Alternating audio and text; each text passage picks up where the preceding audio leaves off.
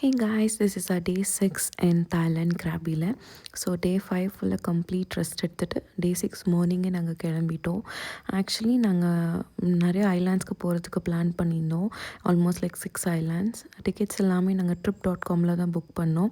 Because நேரில் வேறு எங்கேனாலும் உங்களுக்கு ப்ரைஸ் ரொம்ப அதிகம். அண்ட் trip.comல சீப்பராக இருந்துச்சு. அண்ட் நாங்கள் வந்து ஸ்பீட் போட் எடுக்கிறவங்க வந்து அவங்களே உங்கள் ஹோட்டலில் உங்களை பிக் பண்ணிப்பாங்க. ஸோ இங்கே ஸ்பீட் போட்லேயே they'll provide water, snacks and everything.